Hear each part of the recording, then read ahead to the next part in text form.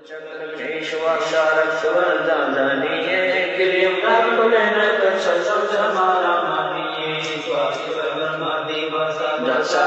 ब्रह्मरे ओम जाप जपन्ते हंसा ज्ञान योग संयोग करे नाभि कमल में विष्णु शंकर लक्ष्मी सतवासे जाप जपन्ते हंसा जानत गंगा दासे है अर्घ्य कमल महादेव देव सती पार्वती संगे है सो जाप जपन्ते हंसा ज्ञान योग बलरंगे है कंठ कमल में विद्या ज्ञान जानन दासे चक्रम काल त्रिपुटी कमल परम सदगुरु समृत आपे हैं मन पावना संशय फैलो सहज कमल पर आपे साहेब जो फूलन मद गंदे है पूरे हर जगती से योगी सब समृत। रीढ़ की हड्डी बैकबोन के अंदरली साइड में, बैकबोन जिसको बोलते हैं रीढ़ की हड्डी, इसके अंदर की तरफ ये जहां नीचे जाके समाप्त होती है और वहां से 1 उंगल 2 उंगल ऊपर अंदर की साइड में ये मूल कमल है।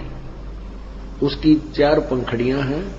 गणेश जी का वहां निवास है, यानी गणेश जी अपने लोक में रहता। जैसे चैनल होते हैं ना, चैनल, टीवी चैनल, उनका प्रसारण स्थान तो कहीं और होता है, एक केंद्र होता है, और वहां से उस टीवी से जो प्रोग्राम चलता है वो प्रत्येक के टीवी में, उस चैनल पर टीवी में देखा जा सकता।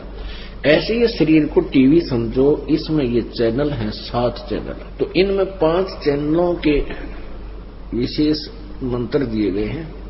तो इस मूल कमल का जो चैनल है ये गणेश जी के विषय में, उसके लोक के बारे में सब प्रक्रिया बता देता है जब ये खुल जाता है। और ऐसे ही फिर उससे ऊपर स्वाद चक्र बोलते हैं जिसको, उसमें सावित्री और ब्रह्मा का वासा है और उसकी 6 पंखड़ी है, उसका मंत्र है जो हम आपको देते हैं। वो एक नाभि कमल है, उसमें विष्णु और लक्ष्मी जी का वास है, उसका आपको मंत्र दिया जाता है, उसके जाप से ये खुलता है।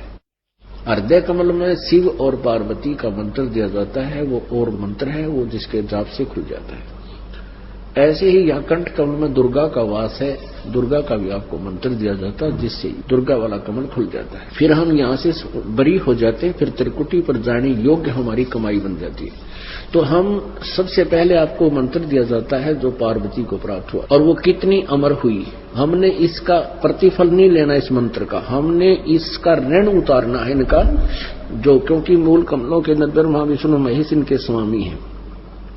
और प्रत्येक प्राणी ने, जिसने अपने सतलोक चलना है, स्वघर जाना है या स्वर्ग जाना है, जहां की साधना करता, सबसे पहले उसको इन कमलों के अंदर से गुजरकर जाना पड़ेगा।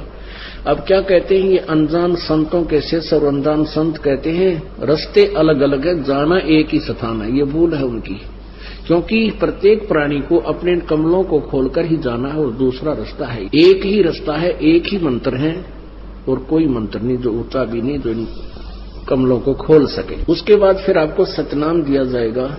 सतनाम में एक तो ओम मंत्र है, एक तत् मंत्र गुप्त है, जो फिर ओम मंत्र तो सहस्रार कमल तक आपका 7 त्रिकुटी पर साथ देगा, सहस्रार कमल तक इसकी पहुंच है।